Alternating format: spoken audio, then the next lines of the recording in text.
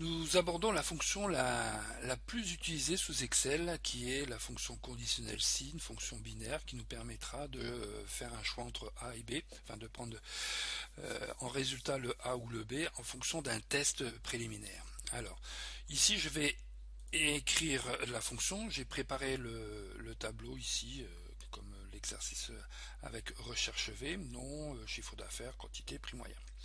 Donc le but est de féliciter ici en indiquant le nom de la personne dès lors que le prix moyen est supérieur à la moyenne de l'ensemble des prix moyens. Voilà. Donc je vais aller rechercher ma fonction si, voilà, si, test logique, d'accord, valeur si vrai, valeur si faux. Alors on peut voir que cette fonction peut être utilisée avec un seul argument obligatoire.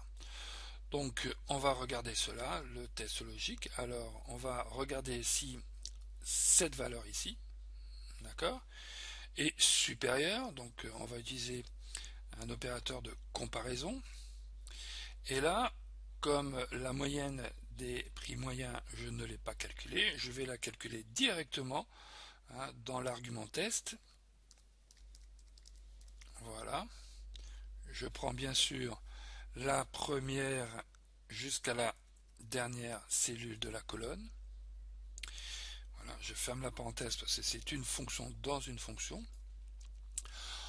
Comme je prévois recopier cette formule à la verticale, donc cette plage de cellules verte ne doit pas se déplacer verticalement, donc je vais bloquer avec mes $ adresse absolue.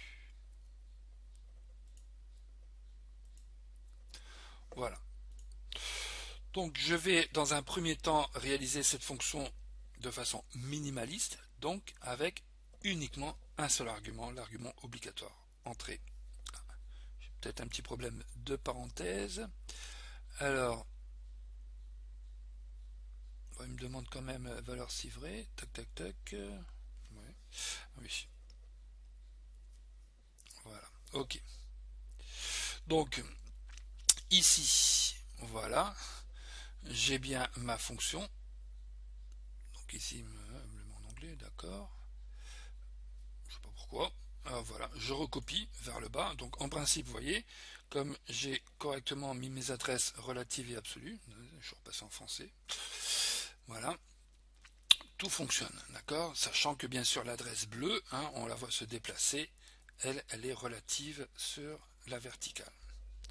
Ok, donc je vais revenir en affichage normal. Voilà, il me met 0. Alors normalement, donc si je fais ça,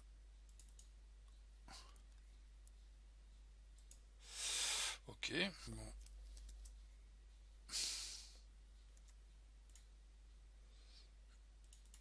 Normalement il devait me mettre vrai, faux. Alors pourquoi il me fait ça? Parce que normalement je suis pas obligé. Alors, si je mets par exemple ça, il va me faire comme ça, voilà. Voilà, c'est ça que je voulais avoir. Alors, voilà, il me met faux, d'accord, puisque ici, dans l'argument valeur si faux, je n'ai rien mis. C'est ce que je voulais tester initialement. Donc, ne mettant rien, lui par défaut, voilà, il met la valeur fausse.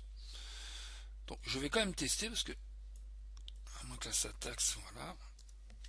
Donc, il devrait me mettre vrai normalement. Bon, il veut pas. Donc, c'est pas grave, parce que normalement, voilà, j'aurais voulu qu'il me fasse ceci. Alors, vrai, puisque, ok. Alors, pourquoi voilà, j'ai fait ceci parce que normalement un argument entre crochets, voilà, est facultatif. Bon. Ok, alors, je reviens sur mon exemple. Ici, la valeur si vrai. Alors, je vais mettre une phrase, d'accord. Donc, hop, je vais revenir ici dans mon assistant. Bien sûr, je ne vais pas mettre vrai. Qu'est-ce que je vais faire? Eh bien, je vais dire bon résultat. Donc, une chaîne texte entre guillemets, et je vais concaténer avec, donc concaténer c'est le caractère esperluette, avec le prénom, la cellule qui contient le prénom de la ligne. D'accord? Donc ici j'ai mis I9. Voilà, donc il veut pas parce que j'ai mis concaténer. Alors, pourquoi il me change le caractère? Voilà. Ok, bon résultat Anaïs. J'ai bien un espace. Bon résultat Anaïs. Ok. Donc je recopie vers le bas. Voilà, je vais passer en mode formule. Voilà, j'ai bien ici les noms des personnes. C'est impeccable. Je reviens. Et ici, ben, je vois que j'ai l'argument faux qui reste présent. Donc pour enlever l'argument faux, enfin la valeur fausse du troisième argument, je vais mettre ici une chaîne texte vide, double guillemets. Ok, je recopie vers le bas. Et voilà, de cette façon, j'ai uniquement affiché le nom de la personne qui a un résultat prix moyen supérieur à la moyenne de sa colonne. Donc voilà, alors ici je reviens dans la fonction si, voilà, donc je me mets sur le si, fx.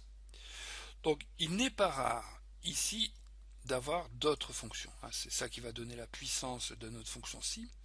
Et quelque chose qui est très utilisé, ce sont les fonctions et ou, d'accord, qui vont permettre ici de faire plusieurs comparaisons. Ici, je n'ai qu'une seule comparaison, je n'ai qu'un seul opérateur de comparaison, mais si je voulais vérifier deux égalités ou deux tests concordants, eh bien, j'aurais dû mettre mes deux tests avec la fonction et. Si je voulais vérifier deux tests, soit l'un, soit l'autre, je l'aurais encadré de la fonction ou, sachant bien sûr que les fonctions et ou peuvent aller bien au-delà des 2, 3, 4, 5, 10 tests.